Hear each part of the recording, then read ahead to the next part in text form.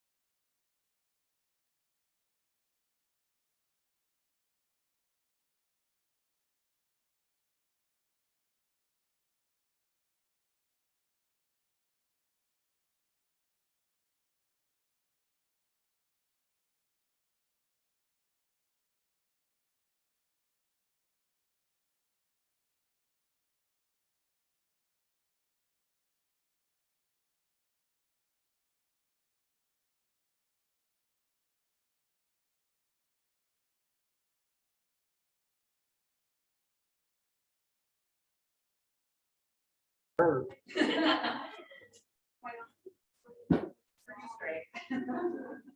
know how those factory people. Yeah.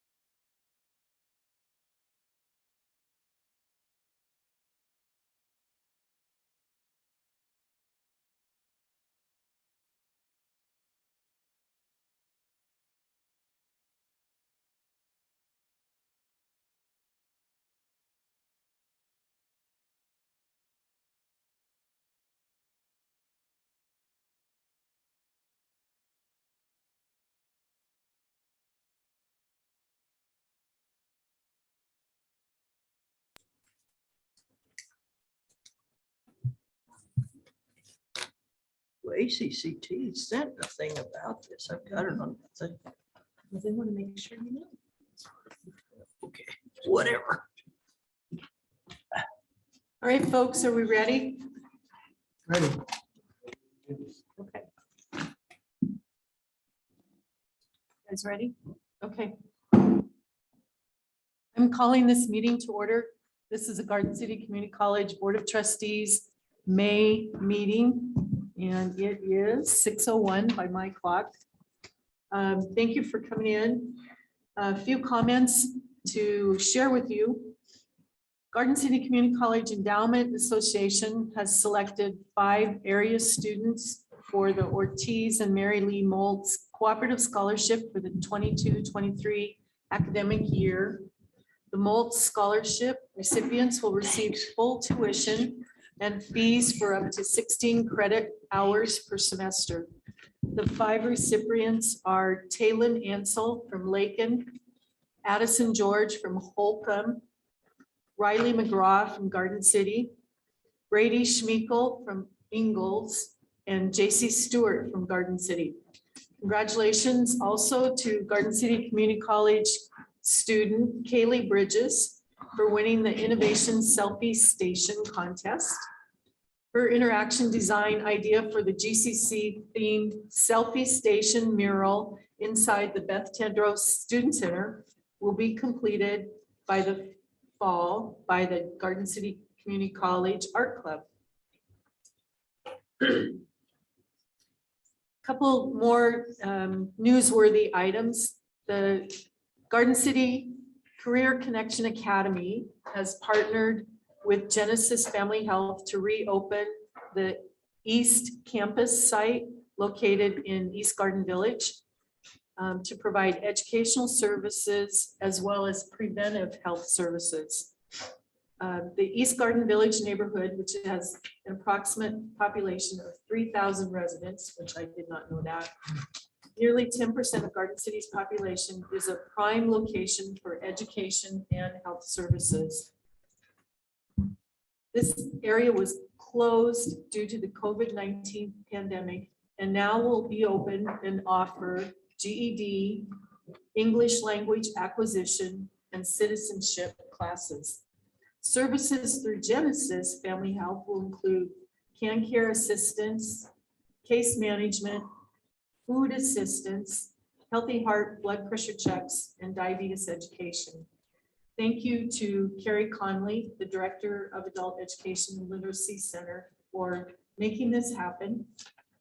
There is a ribbon cutting ceremony that is scheduled for May 20th at 11 a.m. Yeah, the lot. We have a lot. Lot 466. And then one more newsworthy item. Garden City Community College will be receiving $1.5 million in state funding for expansion of the John Deere Ag Tech program. This was an item from the state funding budget. The state budget was signed by Governor Kelly Wednesday, April 20th. This included a $28.5 million in matching fund for community college programs and facility enhancements. Garden City Community College was one of 5 community colleges to have a project requested that was approved, which required the projects to also provide a 1-to-1 match. Garden City Community College secured over $1.5 million in equipment and machinery donations from industry partners and dealerships to create the 1-to-1 match. So we are proud of Dr. Ruda for making this creative solution happen and seeing it to fruition. The other thing that's exciting about the state's budget is the higher education budget also included an increase in funding of $2.5 million to the Senate Bill 155 Excel in CTE program. And that's the program for dual credit students enrolling in high school and community colleges for technical programs. So good things happening. All right, I have a request to, or I'm requesting that we make an amendment to our agenda. And this is item 4B on the confirmation of monitoring reports. I would like to add that we are going to discuss asset protection policy.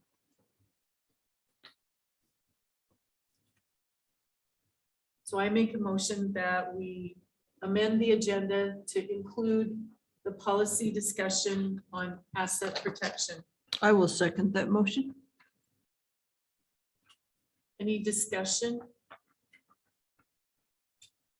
All those in favor, please say aye. Aye. Aye. Opposed? Thank you. All right, report from student government.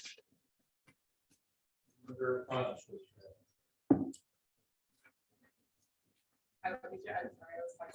things are sensitive tonight. Hi, I'm Taylor Thorpe. I'm the PR executive for SGA. SGA just kind of rounded up all of our events. So highlighting that, SGA held the SGA Awards banquet, which overall had a really good turnout. We also held the end of the year bash, which included quiz bowl with team versus faculty and criminal justice with driving safety. Halo recently celebrated Cinco de Mayo in the quad, and the Student Center on May 24th has a cookout, and then Art Club as well had a student art exhibition to show off their artwork. I'd like to commend you for a good year, the Student Thank Government you. Association. Every time you looked somewhere, they were doing something. So really appreciate your efforts. Thank you. Perfect. Thank you.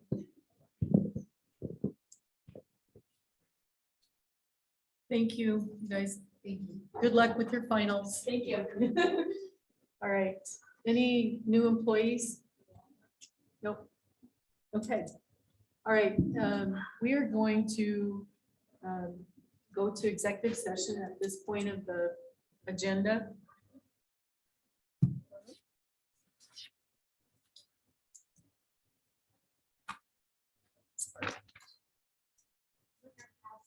Leonard has it? I do.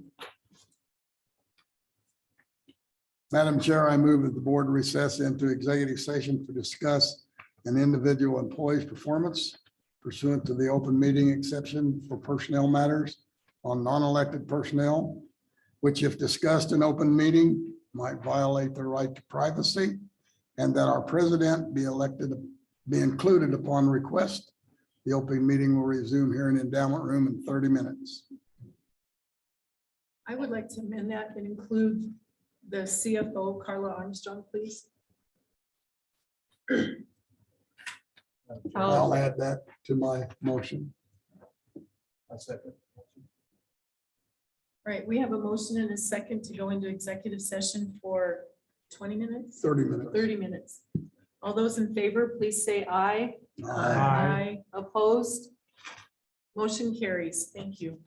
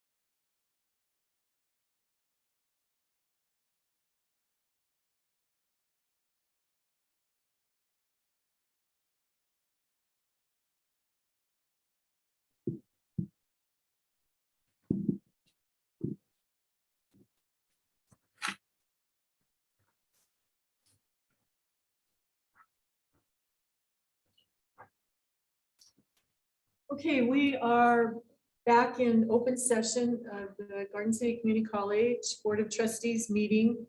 And there was no binding action taken during our executive session. So I am going to move on into item 3, the consent agenda. And we would like to pull item G, the president's contract. And pull item E, the approval of financing. I'd like to pull item C1. I have some real quick, small questions on that one.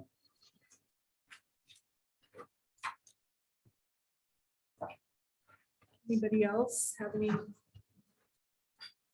Madam Chair, I move for consent for items, approval, excuse me, for items A, B, B1, B2, C, C2, C3, C4, D, F, H, and I. Do I have a second? I'll second that. All right, so we have a motion and a second to approve the consent agenda as Beth read it. Okay, any other discussion? All those in favor, please say aye. Aye. Opposed? All right, those items carry. Thank you. Let's start with item C1.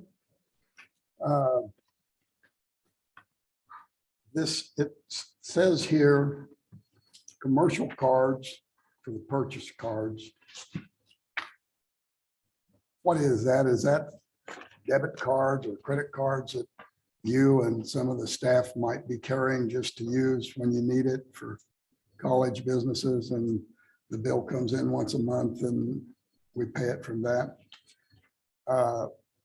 Now, who determines if those are really college expenses? I'm not looking at anything wrong. I'm just wanting to know. I remember we were on a football trip one time and Vic Trilly went in. They'd stopped and had practice at Flagstaff and the kids were all tired and everything. He went and bought soap and put it on a card. And when the expense came in, they denied it because they said that's personal. Well, he bought it for the team. It's a minor deal, but how do we determine for sure? Do they sign it when they, and put on there what it is and all of that? So we have a procedure that's identified in policy Okay, that in order for an employee to receive a purchasing card, their direct supervisor has to make that request. And if we traditionally establish a $1,500 limit, unless there's a regular need for it to be higher. We do, and so then that is approved, and then I make the request. Then the recipients go through a purchase card training. They sign an agreement, setting out the expectations, saying what things can be bought and what can't. And then every month, the individual statements are emailed to the cardholders. Then they complete what's called a plot. It's a purchase log. I don't know what it stands for, but something. But anyway, they have to, it has to coordinate with their statement, explains what it's for, what GL line that it's expense to. Then everything has to tie out. Then that's approved by their immediate supervisor. And then by their immediate supervisor, and then by the various VP or dean or the next level. So I review all of those. And if something doesn't, for instance, travel, this has been an area where we've had some misunderstandings.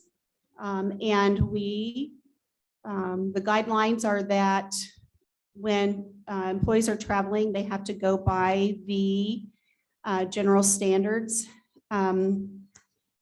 for the per diem rate. And if they don't follow that, then they have to reimburse the college for going over that. So it doesn't happen often. When it happens, it usually only happens once, just out of, and we've increased our training on that. And Renee in the business office, with the travel request, you know, they're going to travel, they have to fill out a travel request, and she goes over that as a reminder, especially with new employees. So. Well, and Bob can probably identify with this a lot more than I can, but of course, all this, that comes out of their budget. But do we give cash? You know, I remember Bob probably can, again, used to get cash and give the kids cash to go to Wendy's and. Yeah, we, if we give, for instance, when we have sports teams that are staying over the holidays, we do give them cash with they have to sign. And each amount per day, because that way the coach isn't with them all the time. And, you know, and so those are the rare times that we give them cash. The only other time is when rodeo travels. We follow that policy kind of for the same reasons, but there's reconciliation and accountability on that. But this is a lot easier way of feeding those kids, young people that are out on to a football game or something. And we went to a serviteria and I remember Bob running around with money, trying to make sure he had everything covered. Right, Bob? Correct. Yeah. It was a mess. Okay. It seems like this has straightened a lot of things out, made it a lot easier for the coaches and all when they go on their trips.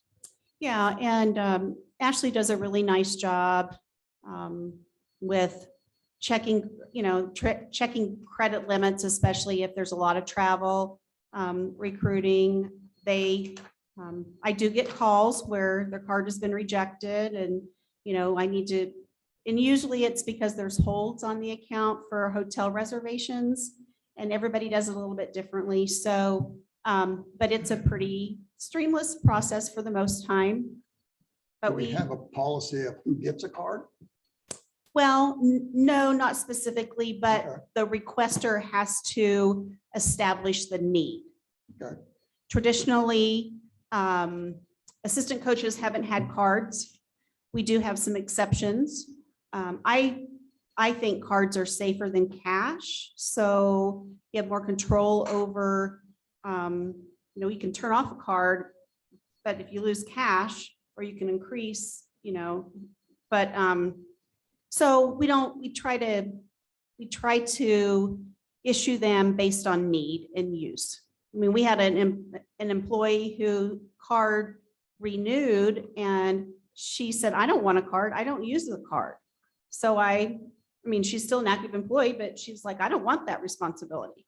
So. Yeah. Well, I'm not trying to stir anything up. I just want to make sure I understood.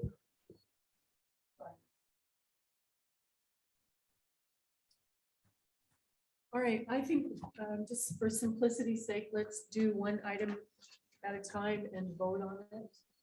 Okay, so I'll entertain a motion to approve item C1. I'll make a motion to approve item C1. I'll second. So we have a motion and a second to approve C1 as presented. All in favor, please say aye. Aye. Opposed? All right, thank you. Let's go to item E, approval of financing.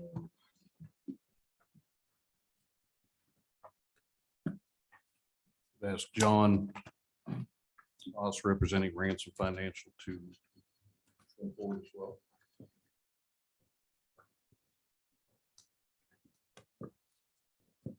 Good evening, John House with Ransom Financial Group. It's always great in Garden City, especially when you feed me. It was an excellent dinner tonight. I appreciate that.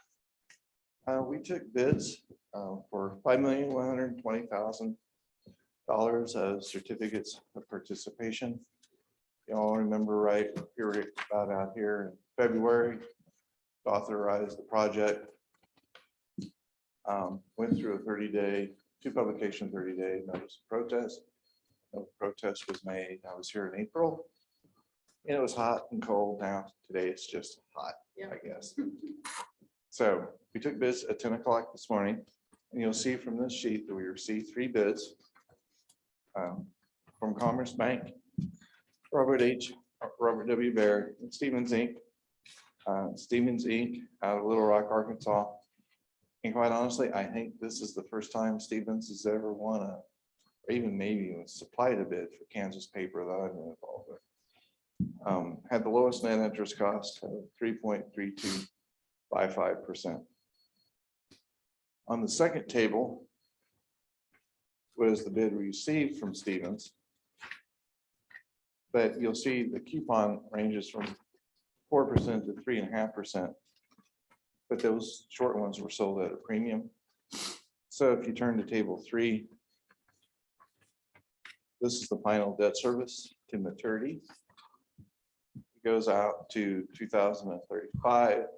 Our goal was to keep debt service and lease payments under $500,000, and that was successful. Also would like to point out, if you look down at the left where we come up with a new bond issue size of 5.1 million. That the underwriter's discount, that's the fee that underwriters charge to buy and resell your debt. I looked at that and called them to make sure that they didn't make a mistake on that. It's supposed to be 5.2, right? No, this is, oh, the 5.2, because of the premium bonds, they paid you a premium for the bonds of almost 100,000. So you reduce the size of the bond issue to 5.1. So anyway, I called them to make sure that that was correct. And they said, hey, basically we were just a conduit. We had all these bonds sold even before the bids were accepted.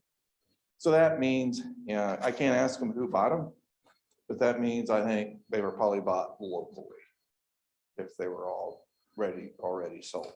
Other than that, maybe 1 or 2 insurance companies. It's hard to say, but so they didn't charge you much, which is unusual because it was a very clean transaction for them.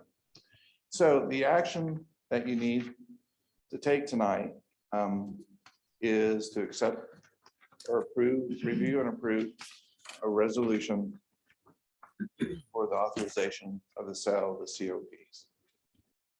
Any questions or comments that you would have for me at this time, other than when we started, interest rates were a lot lower. I can control many things, but this is not one of them. We've come through a very tough period of time the past 90 days with that. When we did the notice of protest, we had to do a not to exceed number. And I had estimated for raise plus 100. I called Carla and said, let's make sure that we get this in there and raise it by 150 basis points. And about this time last month, after we approved college sale, I was beginning to wonder if we were going to make that. But the total debt service that was the limiting factor was, I think it was 6.6 million. 6,625,000, and we came in at 6,442,000. So in my world, that's not a very big differential. So we were, I'm gonna say we were lucky, but it's done. So, so any questions or comments for me? Well done. Okay.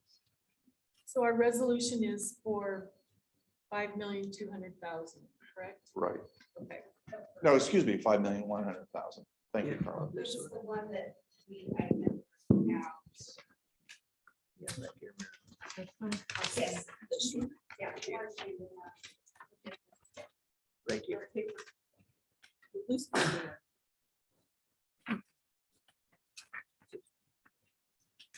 This is the one that we're reading. Oh, okay. And that resolution authorizes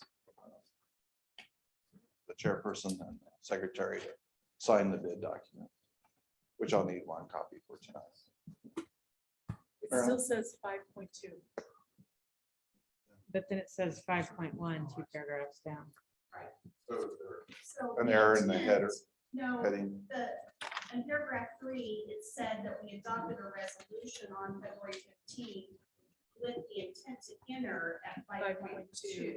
But we the came in actual- actual at 5.1. 5.1. Gotcha.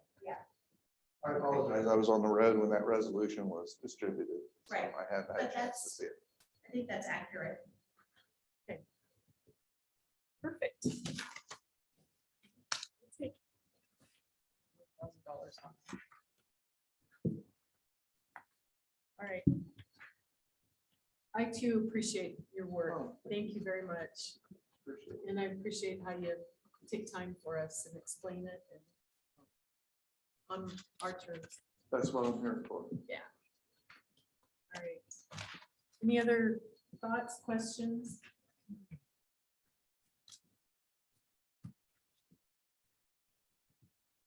Madam Chair, I make a motion to approve resolution number 2022-4, a resolution authorizing Garden City Community College to enter into a lease purchase transaction, the proceeds of which will be used to pay the cost of acquiring, constructing, and equipping certain building improvements in Garden City, Kansas, and approving the execution of certain documents in connection therewith.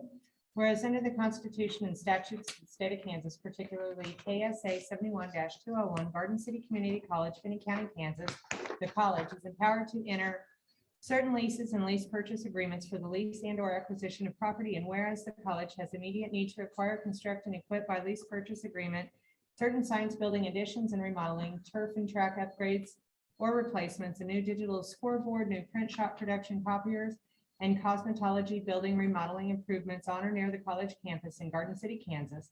The improvements, which will further its educational and public purposes, but does not have sufficient monies on hand legally available to purchase the improvements for its use. And whereas the governing body of the college has therefore adopted a resolution on February 15th, 2022, the intent resolution declaring the intent of the college to enter into a financing arrangement for the improvements involving a lease purchase agreement at an estimated cost of $5,200,000, subject to provisions of KSA 10-1116C, and whereas the intent resolution was duly published and no sufficient petition in opposition of the lease purchase agreement was filed with the county clerk of Finney County, Kansas, and whereas the governing body of the college now finds and determines that it is advisable to enter into a financing agreement involving a lease purchase agreement, the lease and the issuance and delivery of corresponding certificates of participation, series 2022, in the principal amount of $5,100,000. The certificates evidencing proportionate interest of the owners thereof in basic rent payments to be made by the college under the lease and to provide financing for the improvements. And whereas in order to facilitate the foregoing and to pay the cost thereof, it is necessary and desirable for the college to take the following actions. 1, enter into a site lease, the site lease with the college as lessor and Security Bank of Kansas City, Kansas, the trustee is lessee, pursuant to which the college will lease certain real property to the trustee on the terms and conditions set forth therein, a form of which has been submitted to the governing body for review. 2, enter into a lease purchase agreement, the lease with the trustee, pursuant to which the college will lease the project as defined in the lease from the trustee with an option to purchase the trustee's interest in the project, a form of which has been submitted to the governing body for review. 3, approve a declaration of trust, the declaration of trust by the trustee pursuant to which the certificates will be executed and delivered, a form of which has been submitted to the governing body for review. 4, approve the final official statement respecting the certificates. And 5, authorize a tax compliance agreement, the tax compliance agreement pursuant to which the college and trustee covenant and agree to comply with various federal tax requirements necessary to maintain the exemption from federal income taxation of the interest portion of basic rent payments under the lease. The site lease, the lease, the official statement, and the tax compliance agreement are referred to together herein as the college documents. Therefore, be it resolved by the governing body of Kansas City Garden City Community College as follows. Section 1, authorization and approval of college documents and declaration of trust A, the college documents and the declaration of trust are hereby approved and substantially the form submitted to and reviewed by the governing body on the date hereof, with such changes therein as shall be approved by the chairperson, the chairperson's execution of the college documents to be conclusive evidence of such approval. B, the obligation of the college to pay basic rent payments is defined in the lease, and the lease shall constitute a current expense of the college and shall not in any way be construed to be an indebtedness or liability of the college in contravention or any applicable constitutional or statutory limitation or requirement concerning the creation or indebtedness or liability by the college, and all provisions of the lease shall be construed so as to give effect to such intent. C, the chairperson is hereby authorized and directed to execute and deliver the college documents and to approve changes to the declaration of trust on behalf of and as the act and deed of the college. The Secretary of Board of Trustees is hereby authorized to affix the college's seal to the college documents and attest said seal. Section 2, approval of the official statement. The final official statement is hereby authorized and approved, supplementing, amending, and completing the preliminary official statement with such changes therein and additions thereto as shall be approved by the officer of the college executing the final official statement. Said officer's execution thereof to be conclusive evidence of said officer's approval thereof, and the public distribution of the final official statement by the purchaser. The certificates of participation are in all respects hereby authorized and approved. The chairperson of the college is hereby authorized to execute and deliver the final official statement on behalf of and as the act and deed of the college. Section 3, further authority. The college shall and the officials and agents of the college are hereby authorized and directed to take such actions, expend such funds, and execute such other documents, certificates, and instruments as may be necessary or desirable to carry out and comply with the intent of this resolution, and to carry out, comply with, and perform the duties of the college with respect to the college documents, the other documents authorized or approved hereby, and the project without limiting the foregoing. The chairperson is hereby authorized to execute a tax compliance agreement and other closing documents, and if required, to execute any certificate or agreement to allow the underwriter to comply with Rule 15C2-12 of the Securities and Exchange Commission, Section 4, mandatory provisions pursuant to KSA 71-201C. The college shall omit from their college documents mandatory contract provisions of DA-146A. Section 5, effective date. This resolution shall take effect and be in full force from and after its passage by the governing body. And that is my Well done. Very good. Well, it made me tired. I second. We have a motion to approve resolution number 2022-4 and a second. Is there any other discussion? All right, hearing none, let's vote. All those in favor, please say aye. Aye. Opposed? All right, motion carries. Well, I want to thank the board and staff of Garden City Community College. It really kind of, I told you the story, but everything really kind of started here for me a long time ago. That it was found a great pleasure coming out. And the board, 40 years. Pretty much. Time has flown by. I do need one thing this evening. There's one copy of the bid form that I need to have signed and take with me.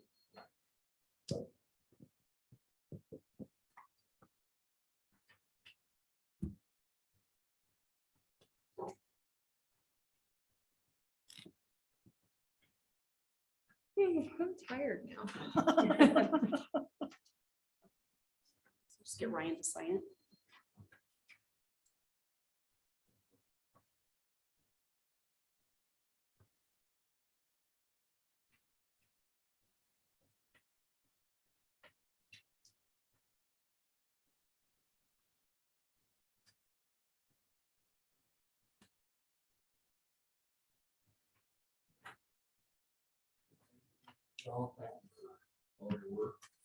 Thank you.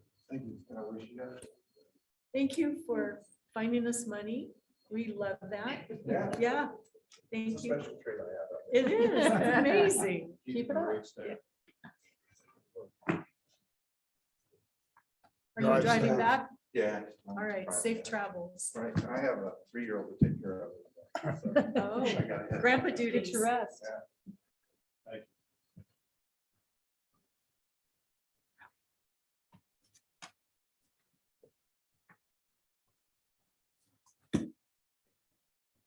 That's just like a big project. I think I'll live. All right. We have item G to complete.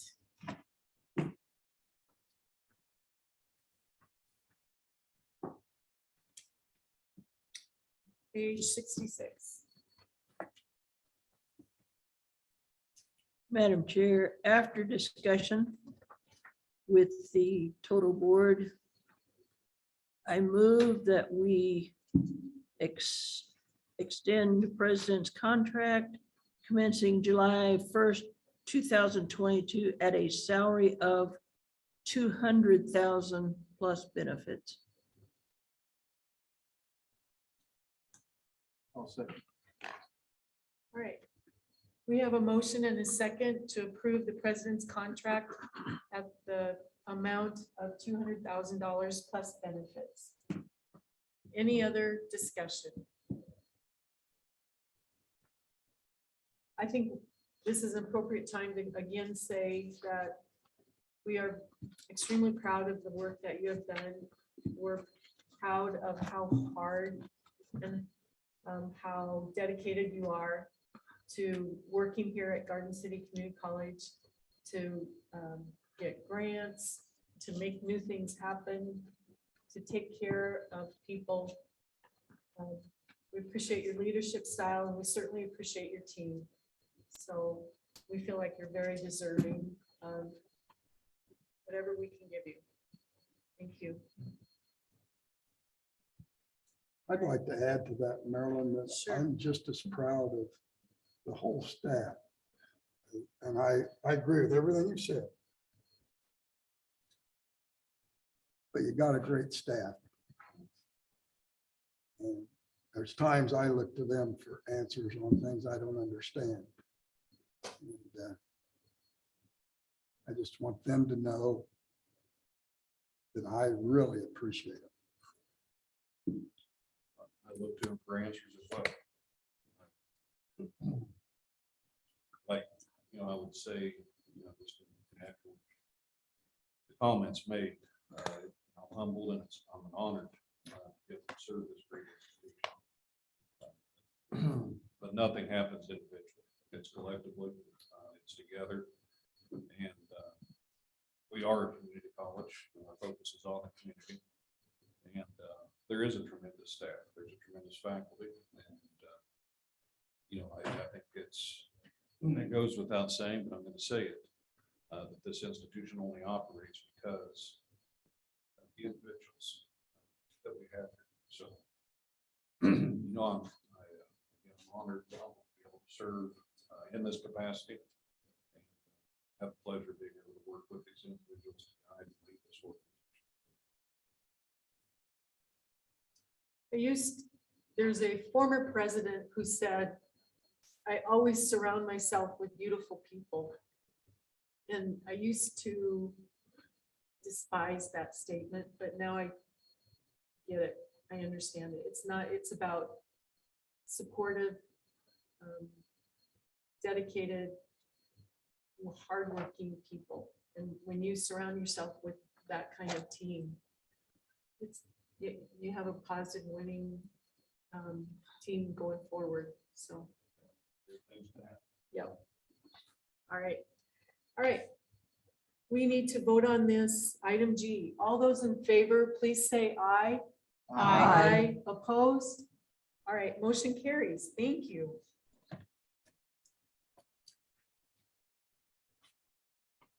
That takes us all the way through the consent agenda. So now we are on agenda 4.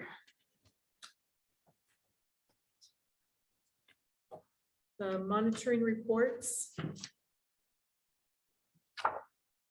Starting on page 88 of your booklet.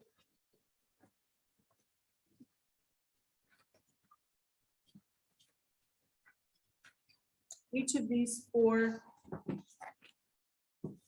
policies have to do with treatment of people, so we'll just review them one at a time. Please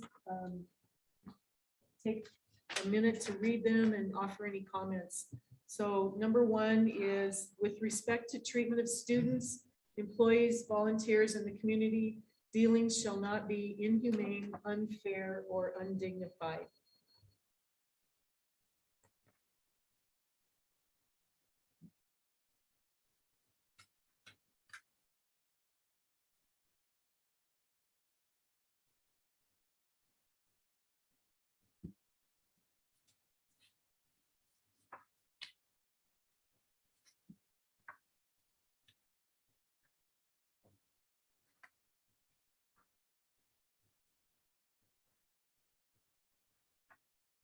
I think I would just appreciate, I'd like to comment that I appreciate, even though that we do these on an annual basis, President Ruda puts new material in each time.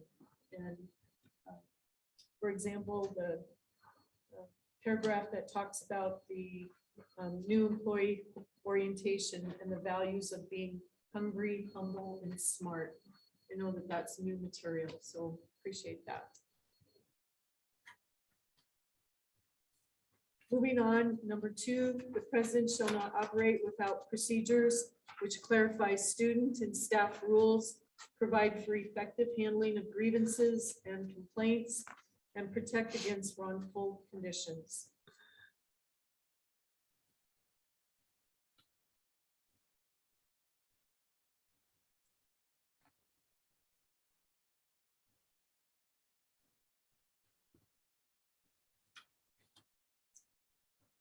Any concerns?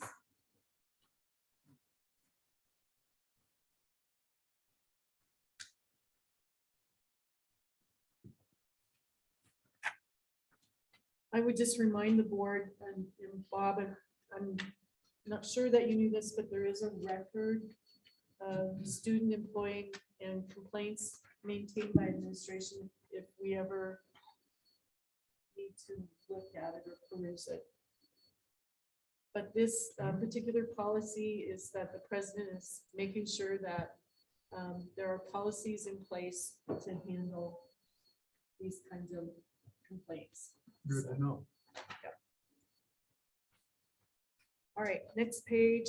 The president shall not discriminate against anyone for expressing their opinion.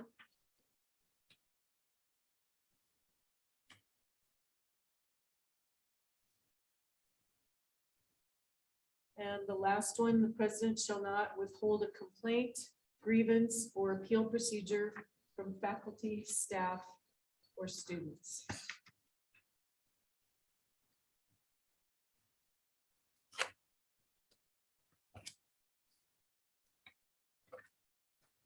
Any questions about the answers or interpretations?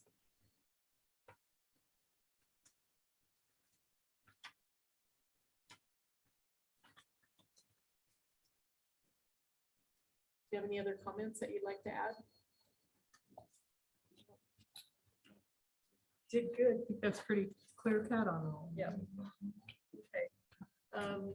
Hearing no other, what was that? Page 91. One more, the next Sorry. page. Okay, my bad. The president shall not fail to acquaint students and staff with their rights and responsibilities. Yeah. Thank you. No formal reports on Right, appeals. right.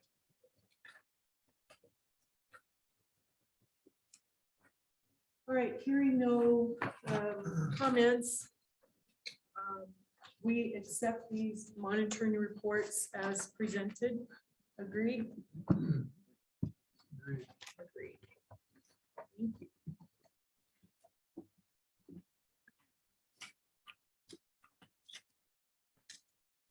All right, our added agenda item is B1, or just B. We're going to talk about the policy asset protection. It's a loose leaf paper on your table.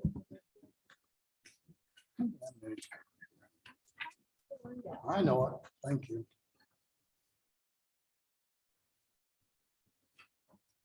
All right.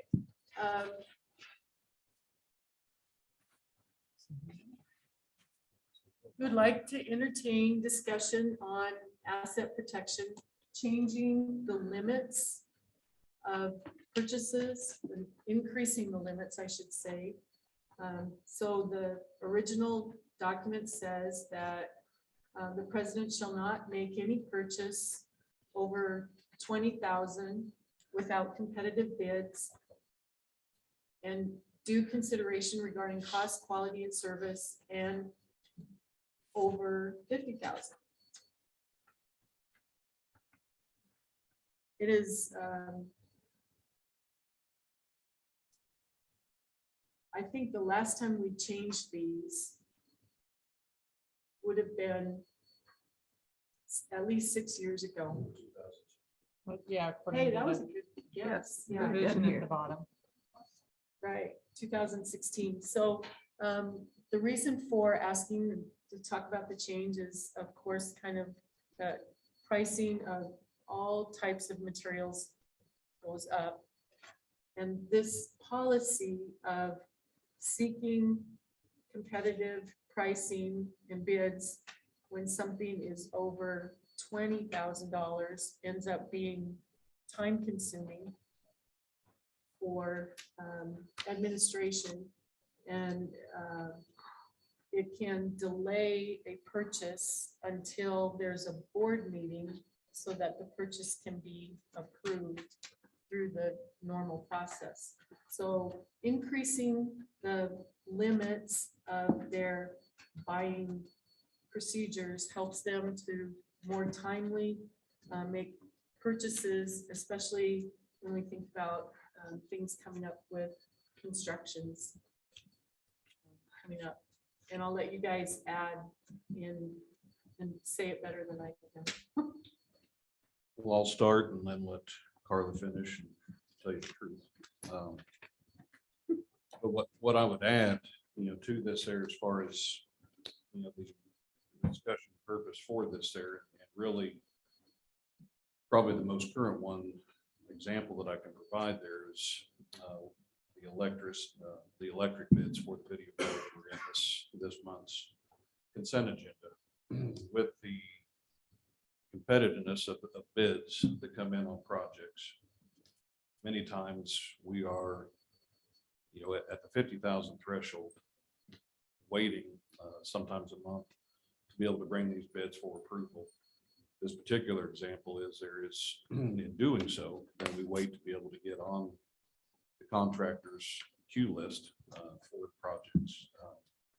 We're assured and we know that we'll be able to meet the timelines there from the contractor, but it does slow down where we fall in the queue, and where it is that we fall in the project order. So our rationale and consideration for this is much as Dr. Douglas has mentioned, because of the supply chain, because of what we're running into, cost of materials and everything else. And we have not reviewed or adjusted this in 6 years, is being able to have latitude to increase this, but also having the ability to where there will still be reports that come to the board there on where projects, where purchases of between that 50 to 129,999 are falling. So just because the amount is being increased does not mean that you still do not have direct inspection. You still do not have reports and information that are coming to you to show what's transpired over the fall or the previous month. But it does give some more scrutiny for us and availability for us to be able to work with contractors, with projects and other things that allow us to be more timely in how it is that we can move forward on addressing certain items.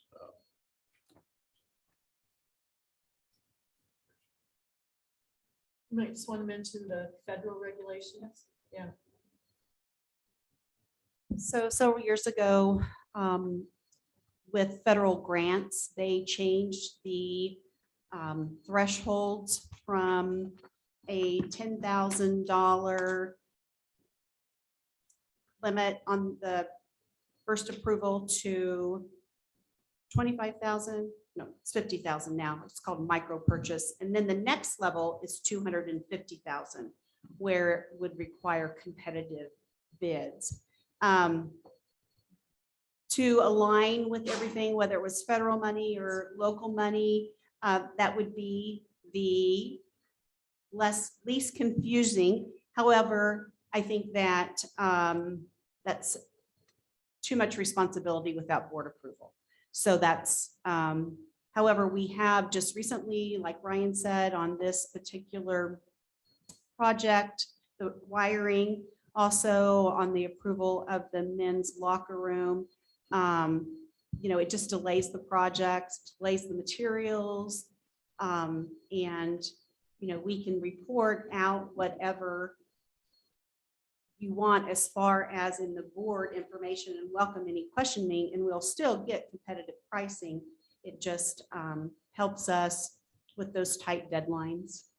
So what would actually be subject to a bid now? I see bid is crossed out and it's just pricing. So what's So- actually subject to a bid now? So the reason I made that suggestion is bids in my mind are formal solicitations. And so comparative pricing is, you could use quote instead of a formal bid. It just, to me, it just, so anything over 130,000, the way this is presented, would require a formal RFP process, sealed bid, et cetera. I like the word bid better. As I read this, you could make a purchase up to 50,000, right? Without getting a competitive bid or No, pricing. up to 130. Right. Why is it between those two? If you're gonna make it up to 50, why are you cutting it off 120 or $130,000? Between 50 and 129,999, they can do without any board approval. Only if it's 130 and over is a bid required and board approval required. So we're going from 50,000 up to 130, 260%. Why not just before we- call it 130 then? But the differentiation, I think, in your question maybe is, the differentiation is that anything that would fall 49,999 or below would not require competitive pricing. So we'd be able to go out and work with vendors, anything under that threshold of 50,000 without competitive pricing. And then anything that is within that frame, and we felt like there's a framework that needs to be designated that shows what it is, 50,000 to 129,999. And we can work with the parameters there. These are what our recommendations are, to where anything within that threshold then does require competitive pricing.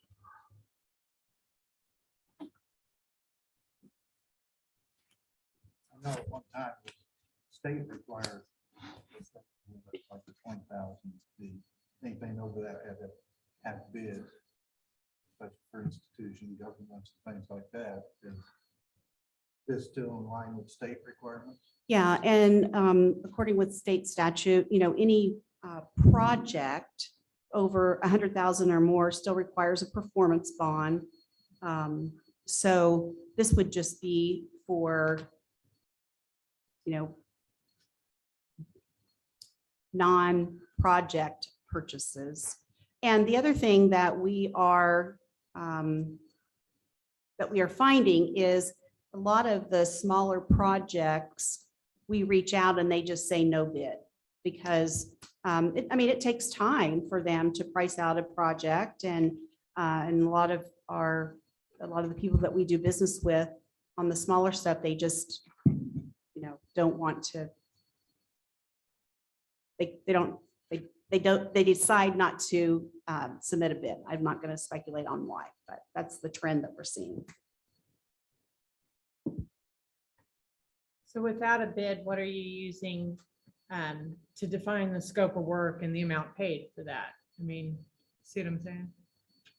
How do we agree with that contractor on the small job without a bid? We want this, this, and this done, and this is what we expect to pay?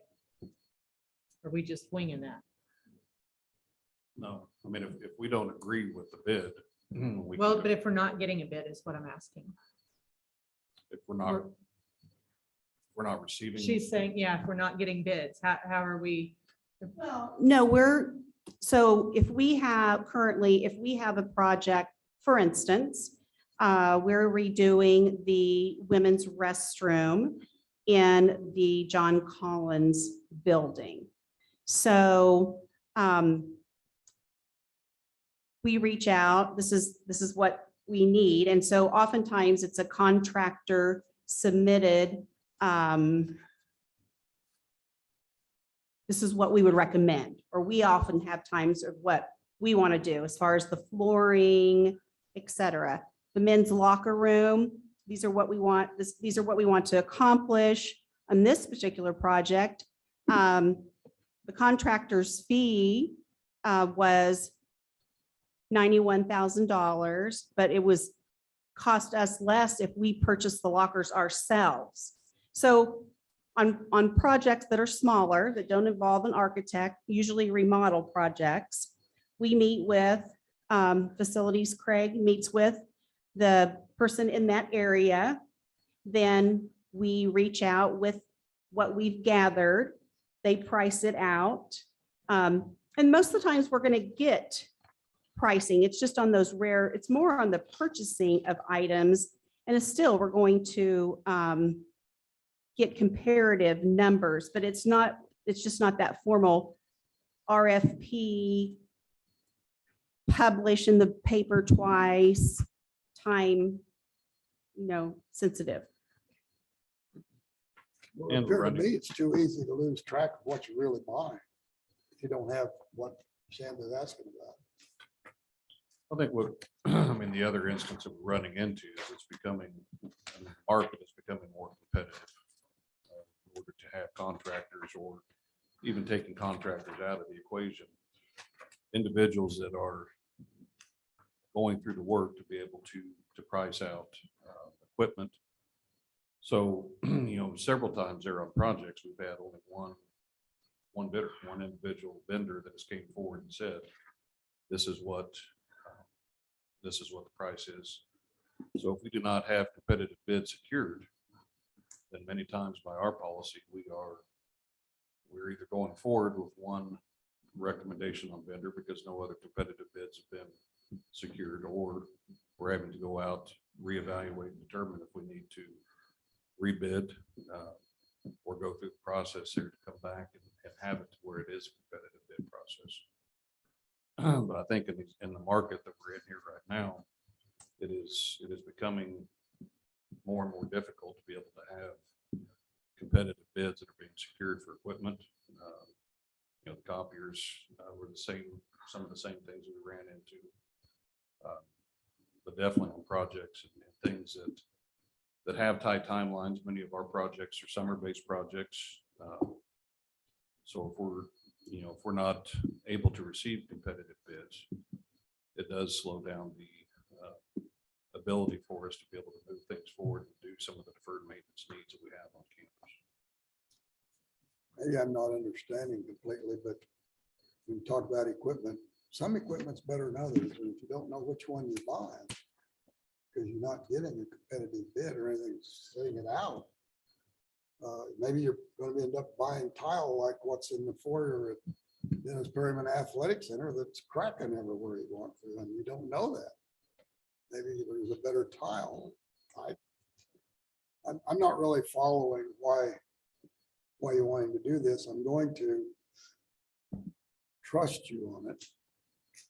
And I know you're going to do what you think is right, which I would agree with, but the guy that comes along after you're gone, he may not have my trust. Most likely I won't be on the board then anyway, but I'm not real sure I'm following what you're wanting to do. But Well, and I think the other aspect is as I explained, and this is at the board's discretion. You can put the thresholds of what it is and what information you want to have to where there is still accountability measures and there is still openness on what it is that is being bid and what it is that's being purchased. You know, this recommendation is coming from administration. Board, this is the board's policy. So if there is a different threshold that you feel comfortable with, we can have those conversations. Or if there is a range, you know, we're recommending 50 to 129.99 that we could bring to the board in a monthly report and show you what has been bought in between those parameters. So that there is still checks and balances, there's still accountability, and there's still a way of ensuring nothing concerning is being done, and we're not overstepping what it is that we have as far as board policy. So I think, you know, we're not bringing this forward here to make anyone feel uneasy. We're not bringing this forward here to try to skirt or get around anything. But at a certain point, it does impede business as far as us being able to have, you know, particularly with, keep coming back to the projects and deferred maintenance. It does put us in a time limitation many times there on being able to get projects done or being able to work with contractors to get these projects done due to the financial limits that we have set within our policy right now. So, you know, again, this is board conversation. It's a board policy and it's board direction on what it is that we follow. But we're bringing this forward just based off of what we're seeing on a consistent basis with purchases. So what we're really doing is, if we approve this, we're just putting trust in you and your staff to do what you've said, what you think is the best and what you think works best for the job you're doing. So And we're. we put our trust in you as the president.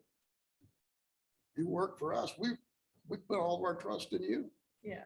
And I don't know why, I think it's the same deal with, okay, so we're putting trust in the faculty or the staff to make sure what they're buying, if it goes up to $130,000, is the best deal they can get.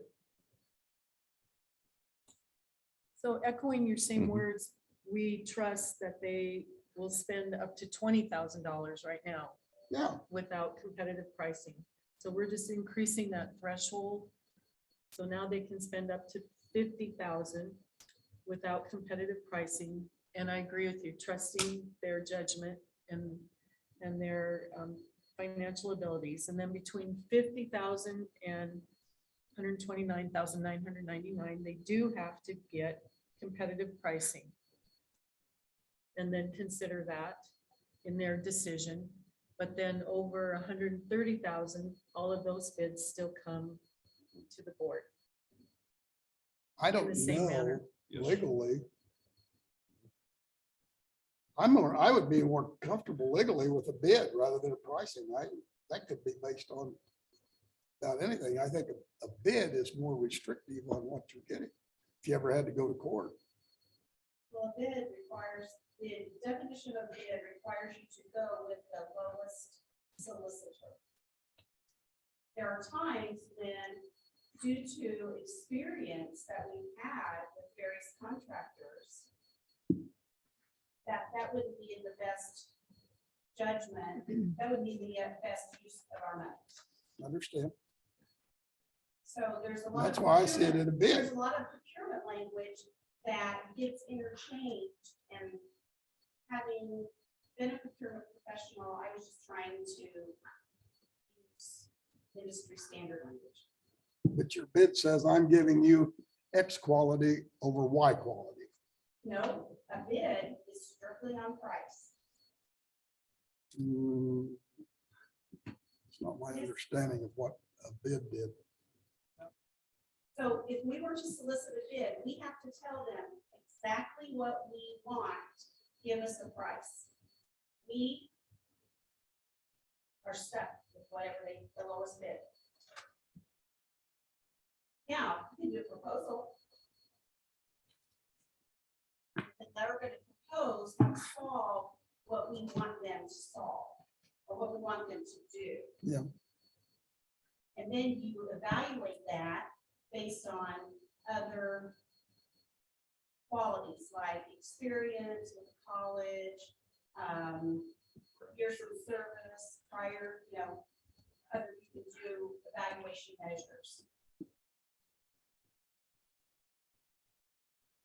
Well, what did I know when I was working out here, it was, what, 20,000 was a competitive bids. But between 10,000 and 20,000, you had to have informational sheet given in with the companies that you got the information from, prices and things like that. Right. That was also submitted to the up the chain, so Right. it's not just. That's you just still, got- that's still the process that we use. Debbie won't pay you, but won't pay without that. Then she.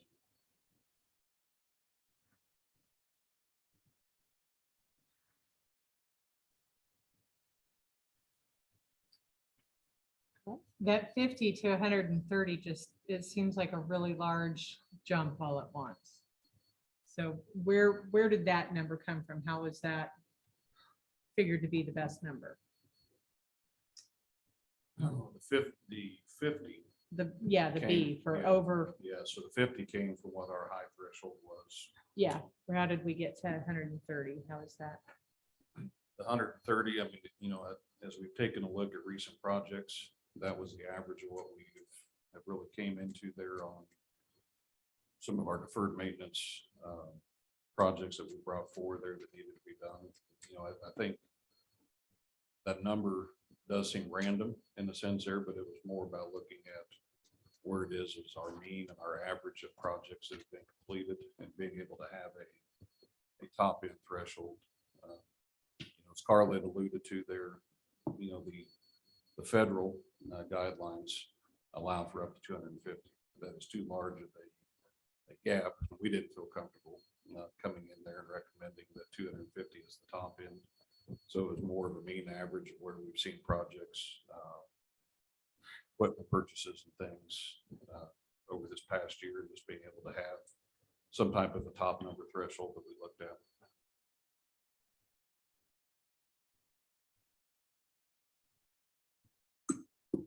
Is there something that you feel more comfortable with? What's the word bid? I don't know.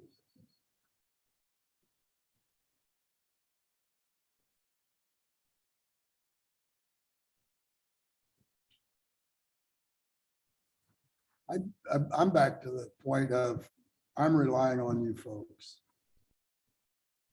You're the ones that are looking at it every day. You're the ones that are making the decisions of what you think is the best product, if you're buying a product or a tool or whatever. I'm back to this. I'm putting my trust in you.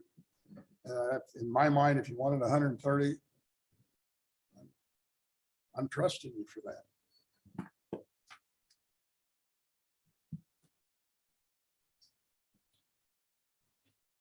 Does anybody else have any comments or opinions? I do believe that we need to raise it because, well, all you have to do is look at how would somebody like to be buying or building a house right now? I mean, it's, John stood there and told us how brutal it is. I think if we don't do this, we're basically handcuffing the administration or anyone trying to, get the board's approval. And I don't think we want to do that. Oh, I agree. It needs That's a raised. valid Yeah, point. I Very valid definitely point. agree it needs raised. It's just a matter of to what.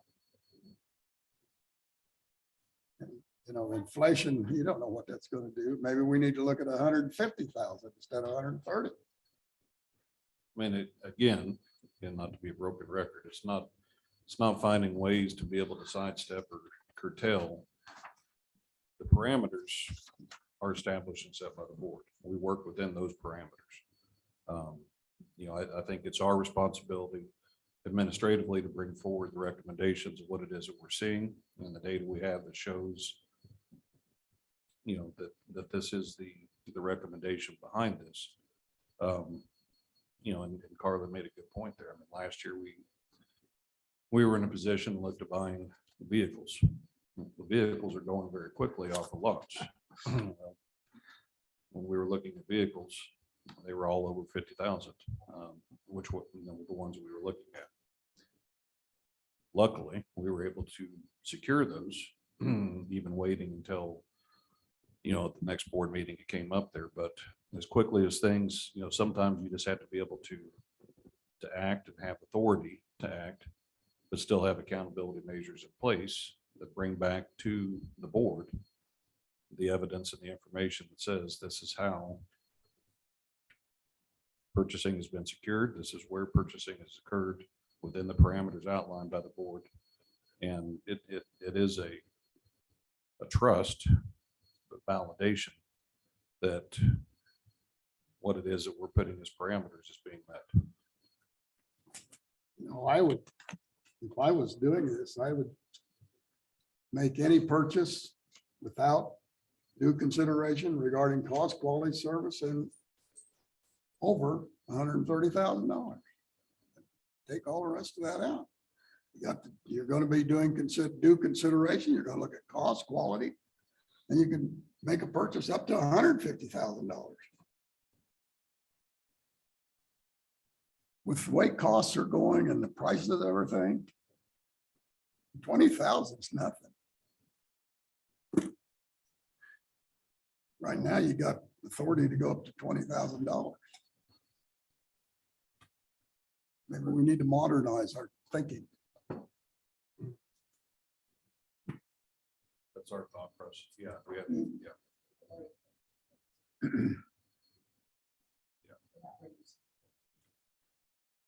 What you're saying, Leonard is raised 129,999 to 150,000.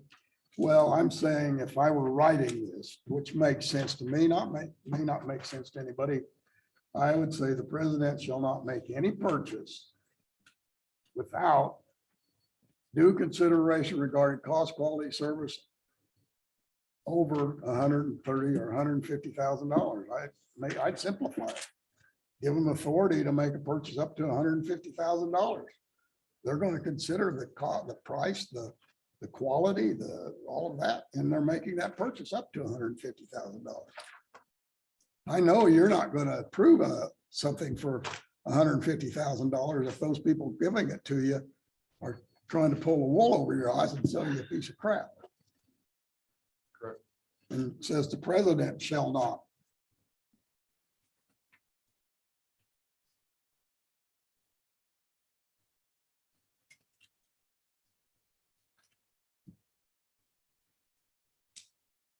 All right, I was just pulling out my governance book.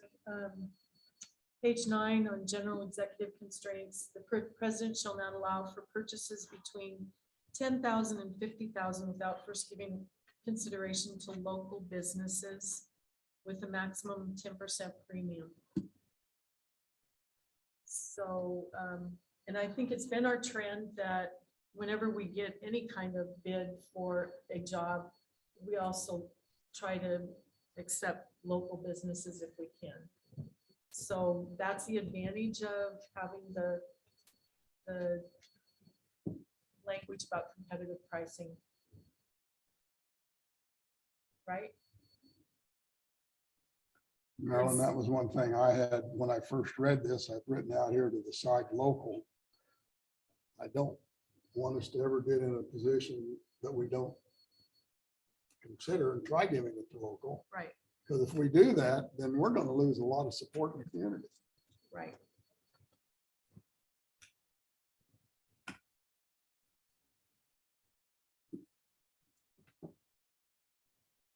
All right, You well, want to table it? Do you want to think more about it?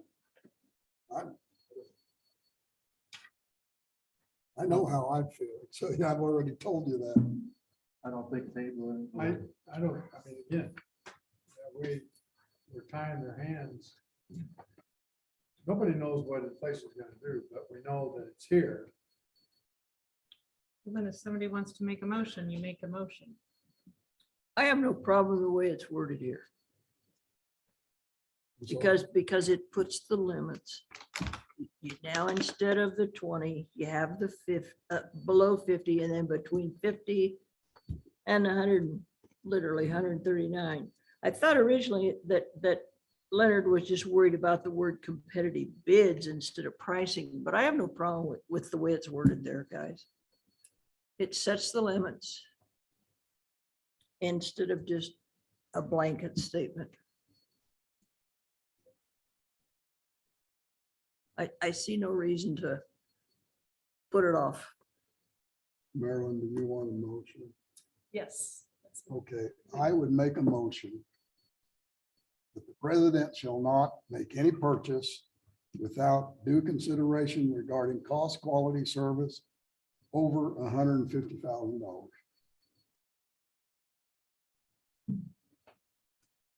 Die for a second. Also. All right, so we have a motion and a second, and the amended or the changed language is make any purchase over $150,000 without competitive, no. Yeah, Say you're- that again. You're on the right road. Yeah. And let us say, without due consideration, cost, quality, service. And we need to word something in there about keeping it local or something to Well, that. that's another policy. Okay,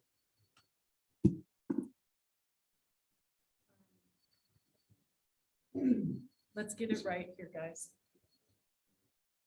want to recite it? Yes. All right. The president shall not make any purchase over $150,000 without due consideration regarding cost, qualities, and service.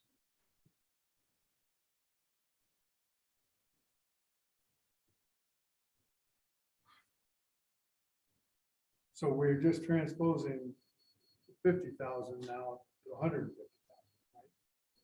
In my mind, yes. Yeah. Well, we're really trying, instead of $20,000. We have authority up to.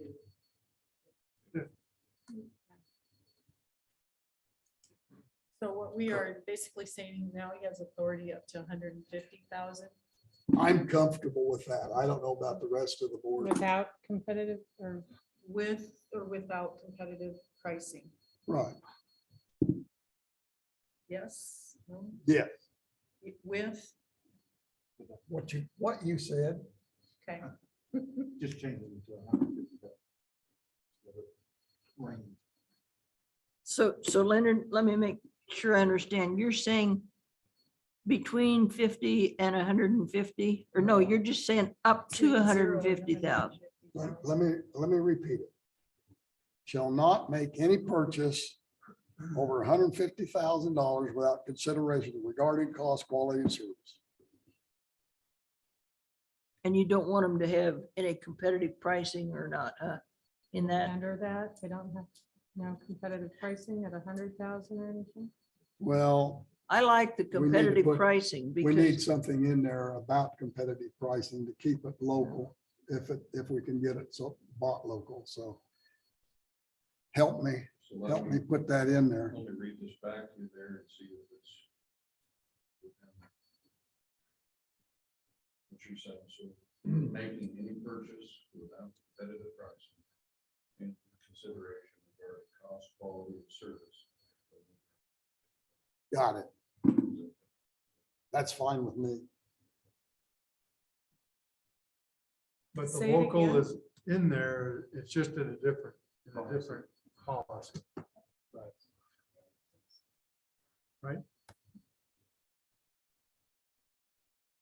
Oh, yeah, that does do it. Yeah, it takes away or it adds to the 0 to 50,000. right,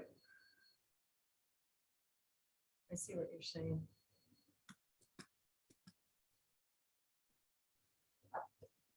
And it isn't that we don't want to, but we need a threshold of take advantage of.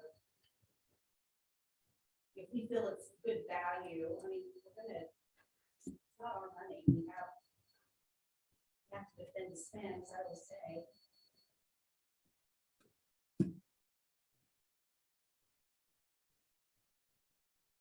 All right, well, we have this motion, so we need to act on it.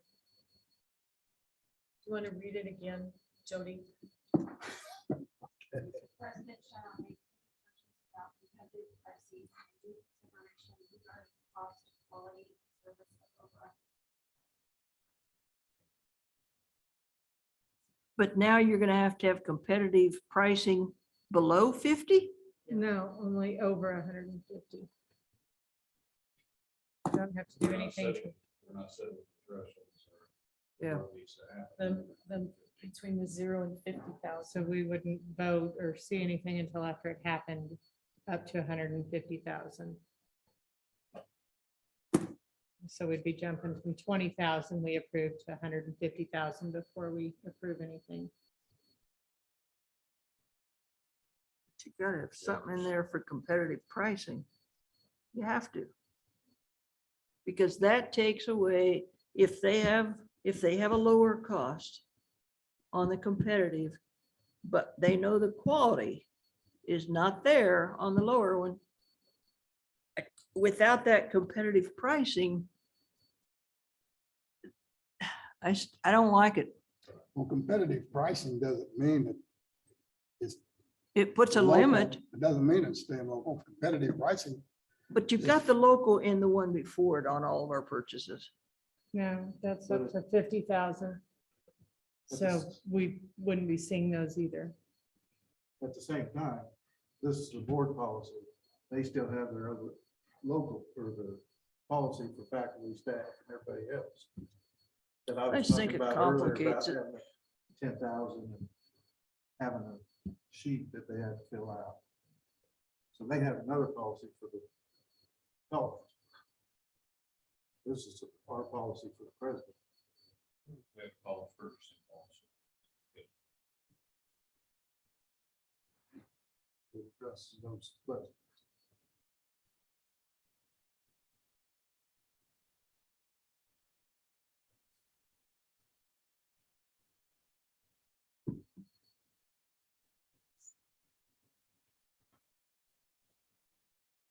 I died for lack of second. No, I said. Oh, you did? Okay. I mean, I think, you know, we talked through certain things. I mean, to your point, I think we do have a local purchasing policy. I think thought processes that needs to align us. So currently we have same litigation, say, 49. We require documentation of every process. Over 50 requires business office involvement. We will let president board trustees. So we insert the board policy parameters. College policy. So at this point, we're going back to college policy. With this language here, it says basically we go over $50,000.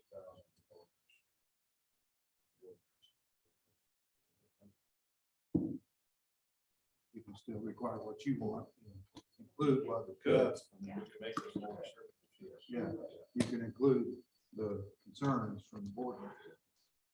But I still think. Because I would be comfortable, people do look at policies and that would be like giving me some of our employees get out a free jail card. Well, I can spend up to $150,000 any way I want. No. That's not what we're wanting. That's not. We're just saying, we're just saying what you can do. You're saying what the rest of the employees can do. In your policy, which could address all the concerns we've brought up tonight. That would be how we would look at that. Do you think we need the parameters of a low and the high as we've done in the past, or to say, like it used to be 50,000, about 20 to 50? I think it's a good safeguard. I do Have too. that board policy. I think as Carla and I talked to business about this, I do think it's a good safeguard board policy. Boards are going to change. The board responsible to the taxpayers. I think having those safeguards, those parameters does show that there is oversight fiscally. That would be my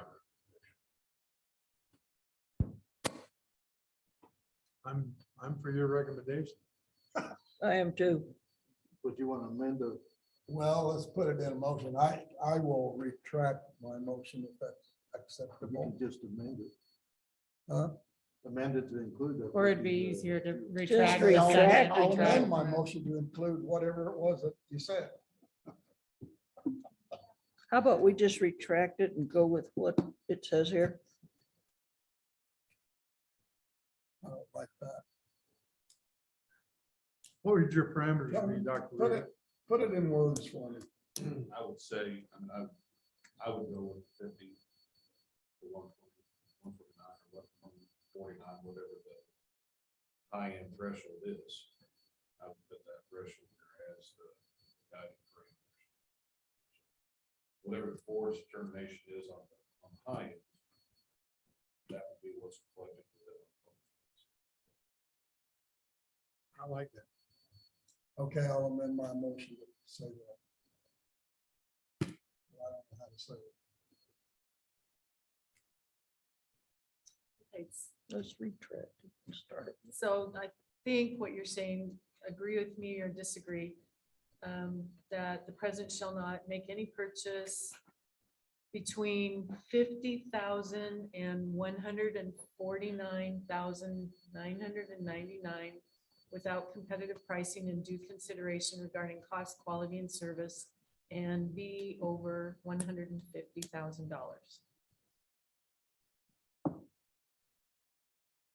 Is that what we're saying? I'm in my motion to say that. Go ahead. I'll second the amendment. Okay, we have a motion and a second. Are we ready to vote? Yes, I ma'am. think we are. Okay.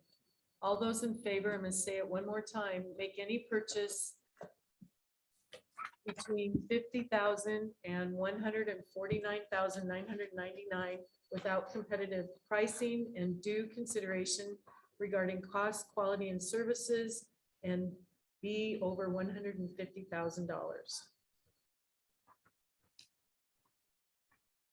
All those in favor, please say aye.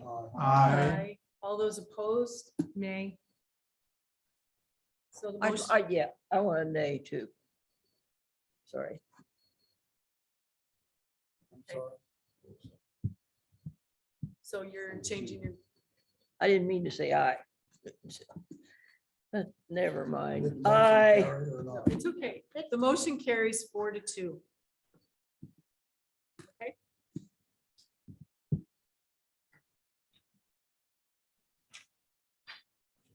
Okay, do we have to do any, we voted on the amendment. Do we have to do anything with his first motion? That was his amended This is motion. amended. Was this just with the raising Yeah, of the you're right. numbers? Okay. Then I can vote aye on that. Sorry. All right. So 5-1. The official vote is 5-1, Jody. Thank you. All right, guys, thank you for your discussion. I appreciate That it. just took about an hour. Oh, I think that's to go in our books. So you can check on that. Does anybody need a break?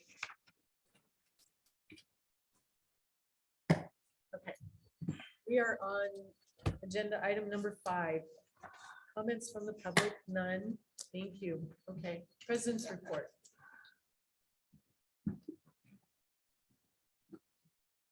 several things just to mention.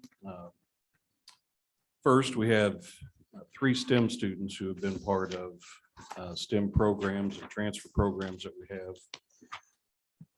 Luis Hinojosa has been awarded a $28,000 scholarship to attend Kansas State University.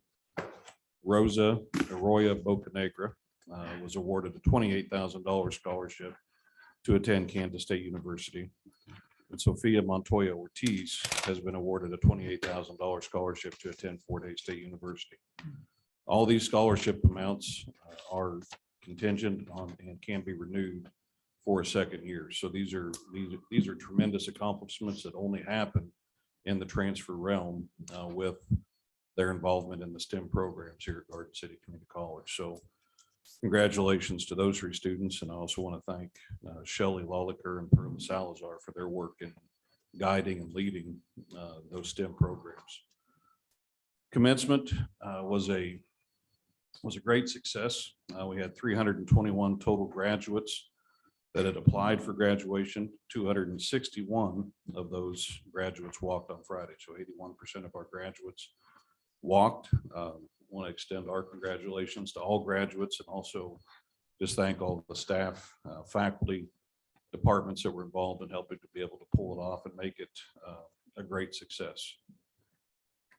To our track team, I want to commend Coach Statzer, Coach Creel, Coach Cologne. Just what a tremendous job they did coordinating, pulling off the Region 6 championship track meet on our campus. It was going on during commencement. So there was a lot of activity here in Garden City last week. Individually, Dennis Mutai took first in the 5K, has the fastest time in the nation, and a very successful season with our women's team. They finished 8th at region and our men's team finished 9th.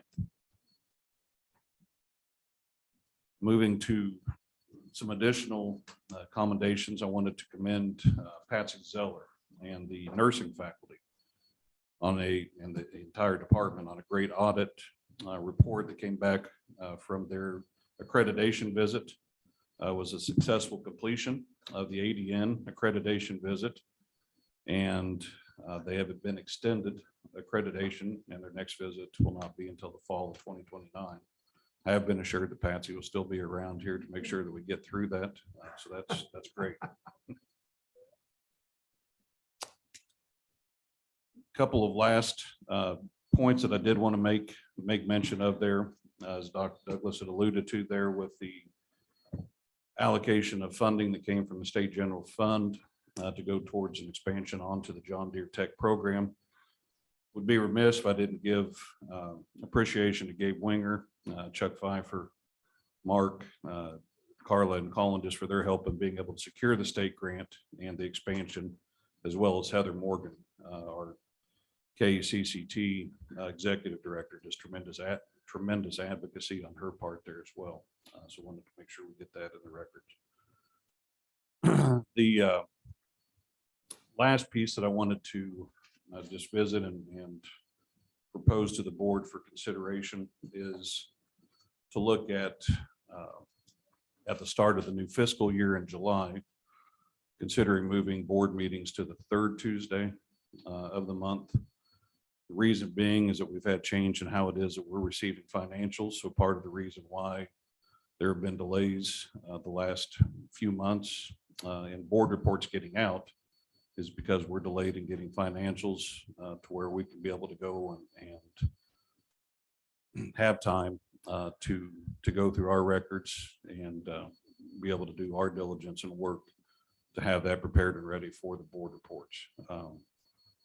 So I would ask for any thoughts or feedback on whether the 3rd Tuesday is amenable so that we're able to get the board report out in a more efficient manner. Would that start in July? Start in July. Pardon? Putting it when? It would be on the 3rd Tuesday instead of the 2nd Tuesday. Third Tuesday of each month. Tuesday. Yes. Yeah. So still on Tuesdays. Just a but- week later. Yeah, I had heard Thursday somewhere in there. Oh, that may have been muttering. Yeah. No, it would just be moving it a week later in the month.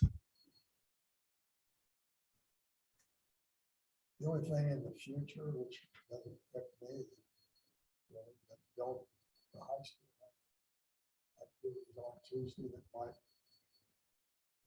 somehow, They you do. know, in basketball season, they play Mhm. on Yeah. Tuesdays. They do currently, yes. Mhm. Doesn't matter to me, but. Chad might have more kids than I do for that. I'm fine with Tuesday. Does anybody else have any thoughts about that? The whole purpose is just so that we can get our board packet earlier and review it than what's been happening. So I'm in favor of it. Yep. That helps you folks. Let's do it. When you have these short turnarounds, ideally, we want to get the information to Jody, like this month would have been the 4th. Well, we don't even get all of our statements maybe on the 2nd. And traditionally, we would ask for a week we reconcile daily, but still, it's just not enough time to. If we can have more time to do that. Right. I think it'd be better for us too. Gets it into your hands. And, Yeah. Because I would rather for you to have it longer than what we. Right. Yes. That's fine. This means I may have to go back to 2 boards I got off of. Just kidding. Now we'll have endowment and trustees back to back. That's true. We won't have the, because they fall on the same evening. They're about- Except for weeks that start on a Tuesday, we're gonna Yeah. have endowment and trustees back to back nights. Yeah, I guess. No, I think having the information sooner and giving you all the opportunity to get it more complete is a good move. That was our thought process. Yep. That's all I have from our report. Awesome. Thank you. Finney County Economic Development.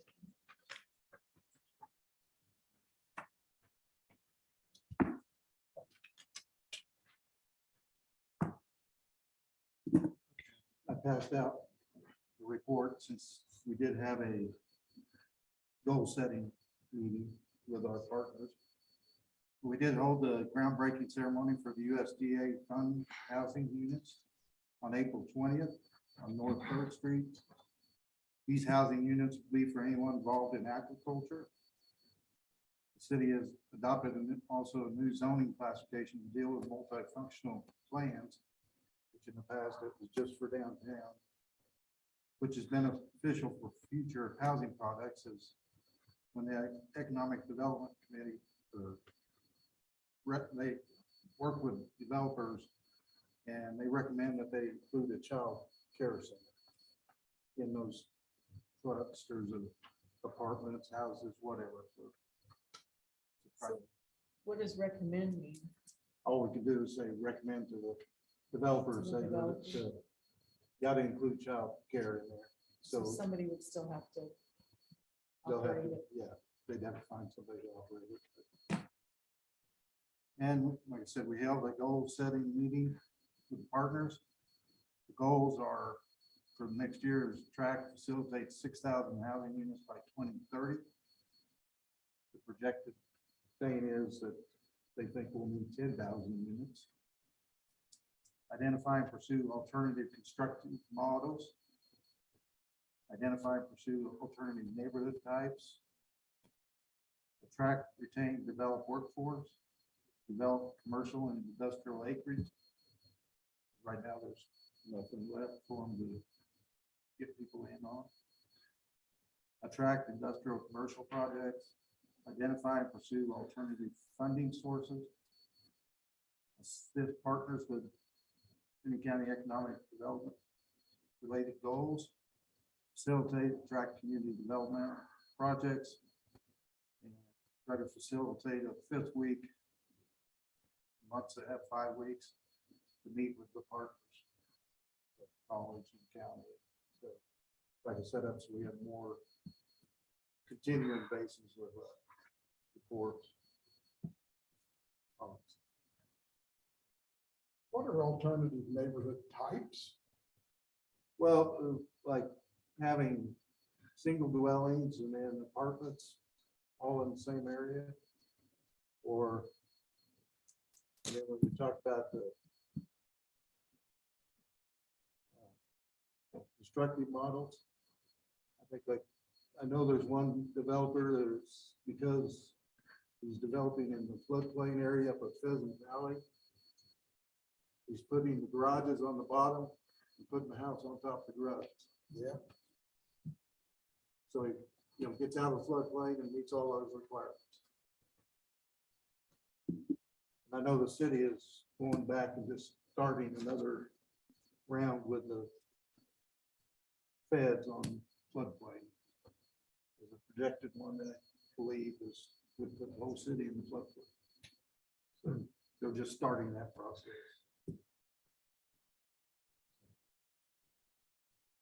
Can't imagine we'd have a flood here. Little. 1965. That's what I've Come on. heard. Come all the way up to the railroad tracks. When you're building I a was spot. there. You got accepted. Right. What, is there anything that the college is involved in with any of these projects? Well, we'll Could be for the, involved? well, with the workforce, retaining development workforce. I know there's some talk with some companies coming here that might increase the industrial maintenance program or things like that, agriculture stuff. Just things that we can't really discuss who and what.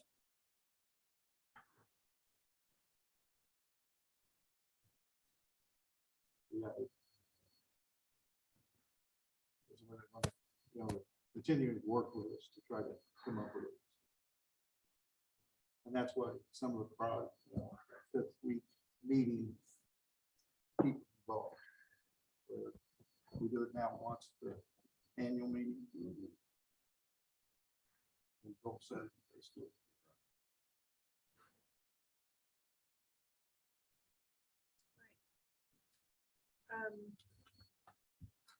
Anybody else have any comments that we want Dave to take back to Finney County Economic Development?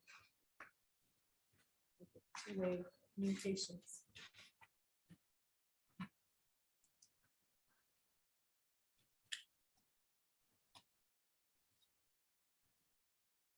Not really. Okay, well, if you think of something, that we can bring it up at the next meeting. Thank you. Report from KACCT. We're having our next meeting June 3rd and 4th in Colby. The meetings will be on the campus. Excuse me. I'm going to mention just a few things that is on the agenda in case you want some input. Usually they have presentations from companies or groups that colleges may be interested in acquiring. So one of them is a company called Ad Astra Higher Education Consulting. Then Heather will do the legislative wrap up and budget. Senator Karen Tyson's going to do a tax update. Then there's another presentation on property casualty insurance presentation. And it's a group called Kansas Educational Risk Management Services, KERMP, KERMP.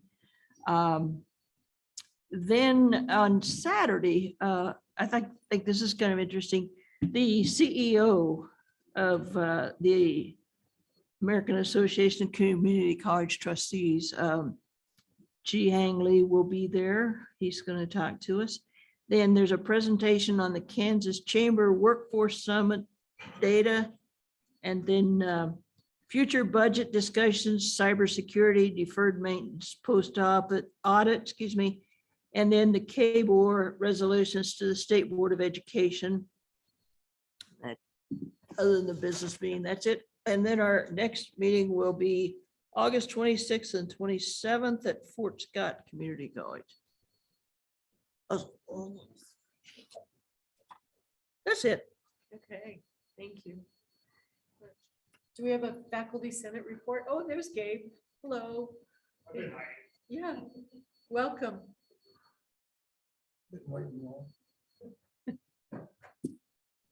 Evening. Dr. Ruda stole a lot of my thunder, so thanks, sir. We've had a really, really good year this year, and we are very excited for it to be ending next week. So we've had a great year of a lot of successes and changes, and I actually just wanted to cover a few of them. Some of them are a little bit broader beyond what Senate had. We were able to fund $5,500 in faculty professional development this year and a wide range of programs and different events. Senate was able to create a new way to evaluate policy so that it becomes better maintained and reviewed on a schedule. I know that sounds boring, but it's a very good thing for us. 2 weeks ago, we announced the winner of the Faculty of the Year, which was Michael Knutson, and the Rookie of the Year was Veronica Gucci, and the Supporting Staff Member of the Year was Jamie Durler. All of them have showed exemplary service this year, and we wanted to thank all of them for everything that they have done. We have voted in our new members for next year, which is going to be Kayla Tomlinson, Lalani Castleman, and Sean Bowler. We've had a couple of faculty retiring this year. Linda Miller, who served for 14 years, Larry Pander, who served for 15 years, and Chip Marcy, who served for 18 years. And we want to thank each of them for their hard work and dedication to Garden City Community College. On Monday, May 16th, from 10 to 11:30 a.m. here in the endowment room, we're actually going to have a going away party for them. So if you have time, please stop by. Each of the departments have had really great successes and growth. And one of the things that I think has been really nice is to see a member at each of the advisory board meetings. And so you can see that firsthand of all the things that are changing and what we're trying to do. And so that's been really good for the departments, I believe, as well. The last thing I have is I just wanted to thank every one of you for getting to work with you this year and getting to learn about some of the new processes. So Veronica Gucci is the vice for the department. So she'll be stepping up this next year and she'll be bringing you all the reports. So anyone have any questions? Well done. Make it hard on here at the end. Bring it on. What will you do with $1.5 million? You're not going to see me for a while. We actually have Craig and I on Thursday morning, and we're going to start laying out some of the architecture plans. The initial idea is the annex is going to go 51 feet straight east, the entire length of the building. That is going to set up to add approximately 6,000 square foot of just shop space. And we'll have a driveway that extends out to the street that runs in front of JCVT. What that does is that'll actually align the entire, all three of those buildings. It'll line them up north to south in a nice row. So it'll stay even. So nothing's really sticking out further than anything else.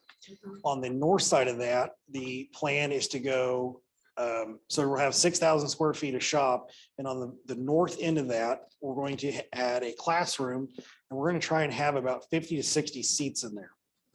We're growing the John Deere department this year, or this upcoming year, and we're going to go to 30 incoming freshmen.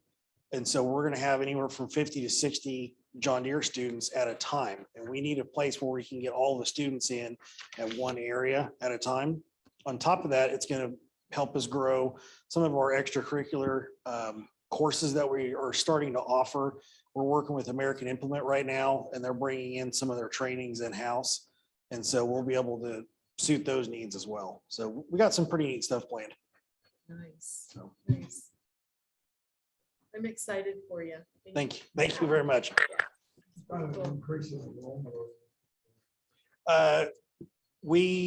Last year, we pulled in 20 freshmen. This current year, 21-22, we pulled in 25. So next year we'll be up to 30. So we're going to have a 50% increase over 2 years. Total students in the program. 60 if everyone stays in. So.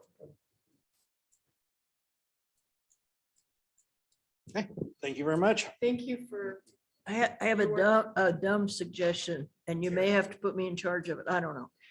One of the things that I noticed on the board when we're at these advisory boards, if I want to ask somebody something and I never saw them before in my life, it'd be nice to have maybe just their first name on a name tag.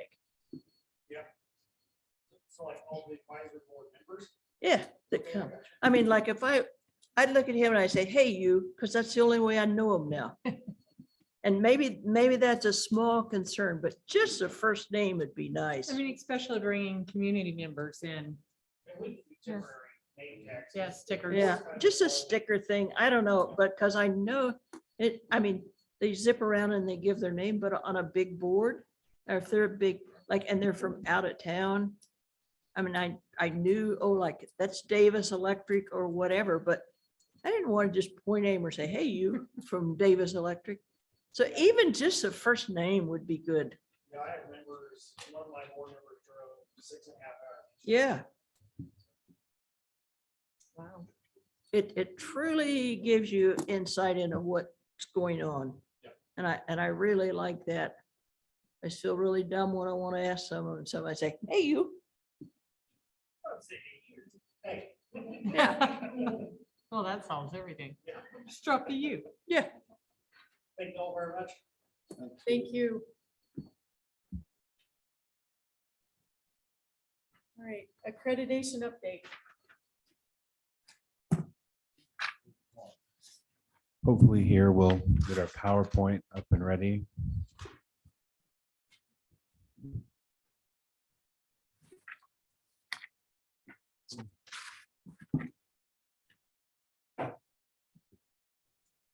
Every time they promise me this clicker will work. And it never does. Can we advance the slide a couple times?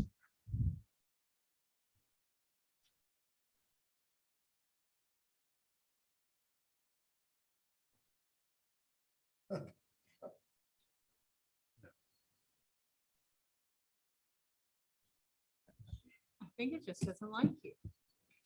It's your magnetism, Mark. I told him earlier, maybe the clicker knows I'm an There we alien. go. So one more time. So when we visited in March, we kind of went over the timeline from March until the site visit in November.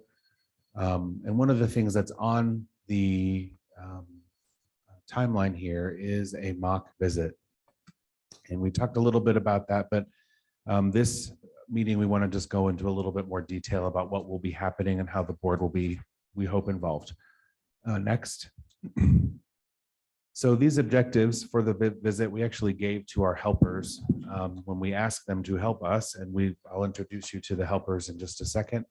But really, there are kind of three main objectives. Why are we even pursuing a mock visit? One of them is just to provide an opportunity for the campus community to become aware of the visit, the types of questions they may be asked, those sorts of things.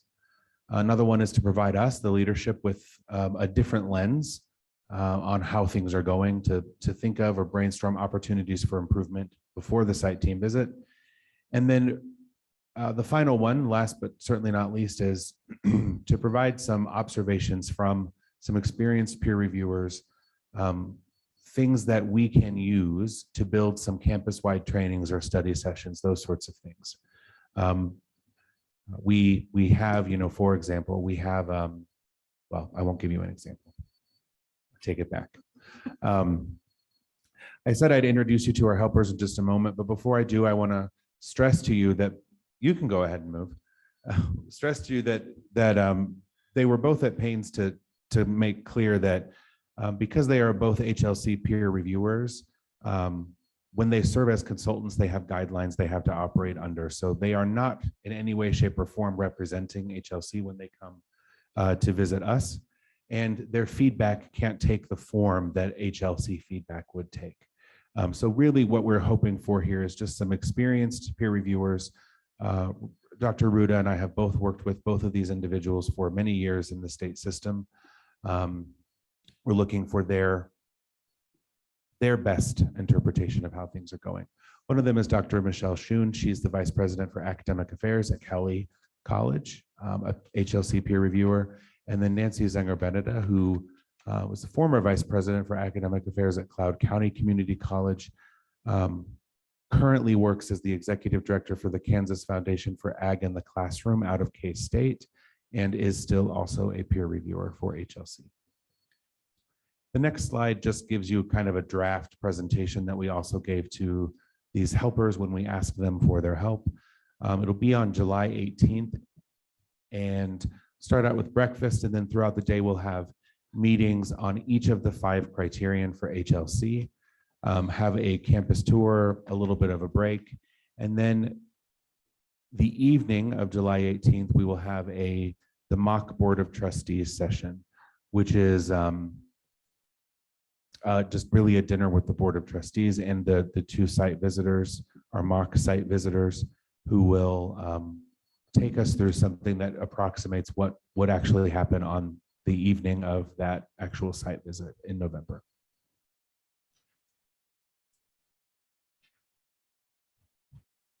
Next slide is just questions, comments, concerns for all of you.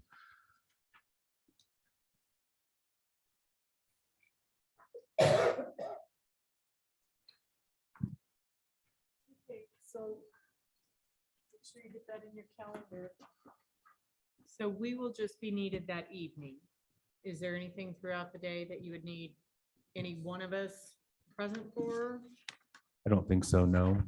You're welcome, but the primary focus will be on that evening session. Asking all sorts of fun policy governance questions about how things function. And it is, I don't know. Site teams have a hard time with the Carver model. But that's, yes.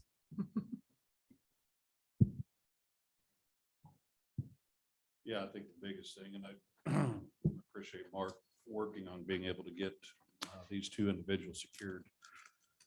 But I think, more importantly than anything there, it's just trying to provide some guidance to help not only for campus, as well as the board. Trying to unnerve any anxiety that there may be about going into a campus visit, being able to answer questions that you may have. So if there's specific questions that you have, we want to make sure that we allow time. As Mark alluded to, they will be somewhat limited on what they could provide because they are not, they're serving at our request, not HLC. But I think a lot of it is just to be able to simulate what the visit in November will look like and help to answer questions or know what it is that we need to do to prepare as we move into that visit in November as well. So as they, I'm guessing, simulate questions, and then you come to an end of the session, do they evaluate what was said and provide feedback? I think they can do that in the room, and then we've also asked for kind of a written summary of their observations. We haven't determined what that will look like yet, the length and those sorts of things, but we have asked them to plan for a written summary. Okay. I think it'll be very worthwhile. And I agree, it could help relieve some anxiety.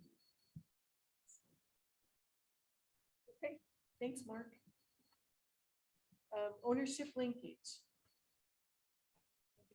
Anybody have anything they'd like to share? I went to 2 different advisory board meetings. One thing I'll really have to say is it did me a lot of good to see them and know what they're doing, what's going on, meet some of the advisors as well as the people at the college that are involved in it. I encourage us to do more of that. It benefited me a lot to kind of know what they're doing. Maybe they need to have more meetings. I don't like maybe twice a year that they have the advisory board. I would welcome being involved in that a little more. I might also add that I'm down for the welding advisory meeting. It's on Thursday. This says 12, but I think they want to start at 11:30. Just to be specific. I'd like to commend Craig, who just walked out, for for getting Ron Schwartz street sign back up where you can read it. That, I guess I had a question a little bit on the incidentals, you know, where all we had all those resignations from the groundskeeper. Reason, do we know the reasons for all those? We do. Hey, Hey, seen a lot at one time. it is. Yeah, pay is the overwhelming reason. I think every entity and every business in town, it's an employee's market, right? What are we starting at? Now, 17.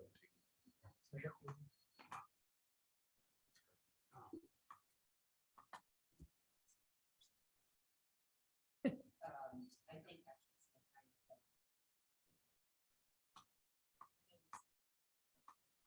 They get overtime.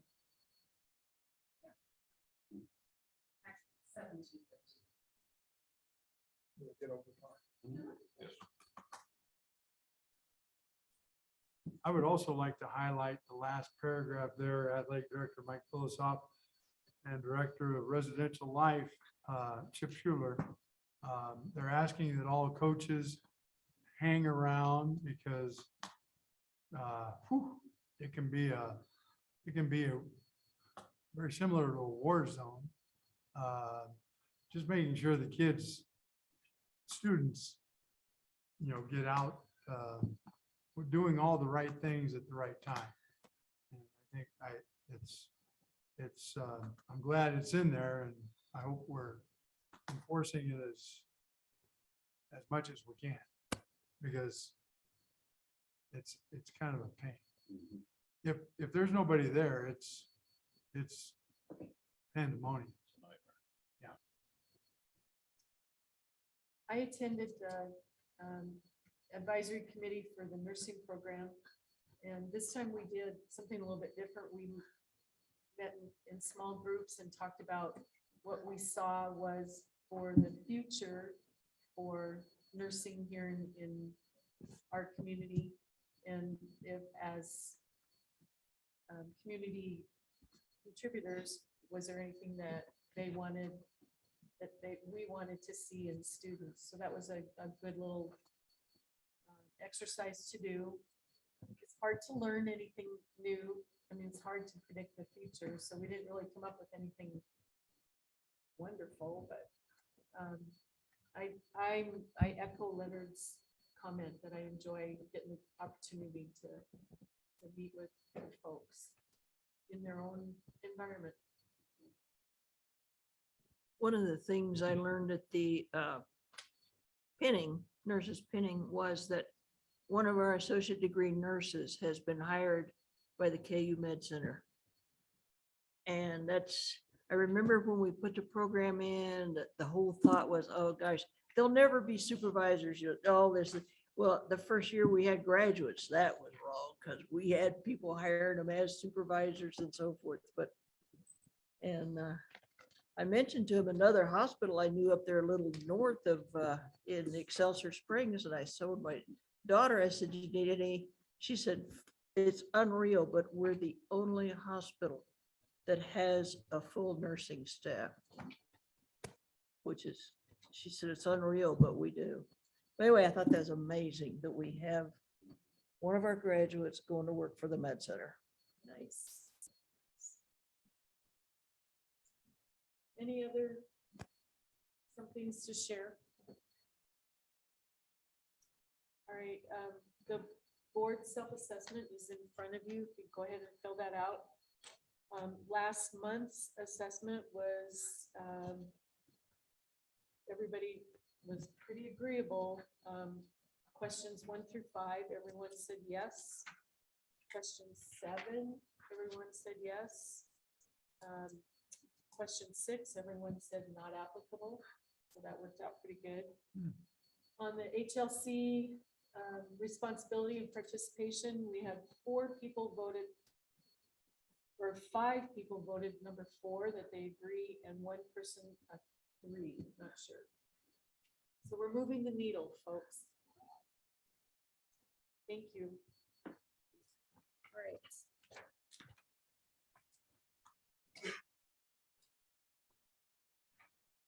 There's some upcoming, just a few upcoming events as we are at the end of the semester.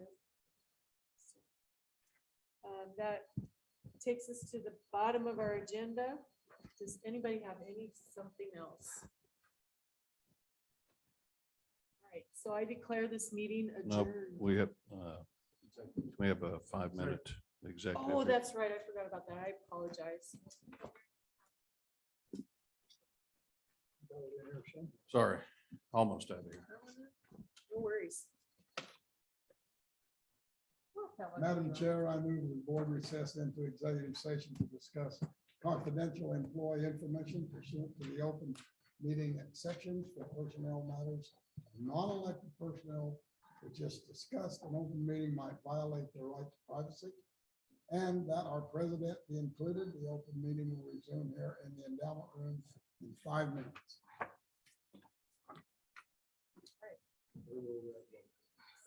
Great. Second, Second. we have a motion and a second. All those in favor of executive session, please say aye. Aye. Opposed? All right, thank you.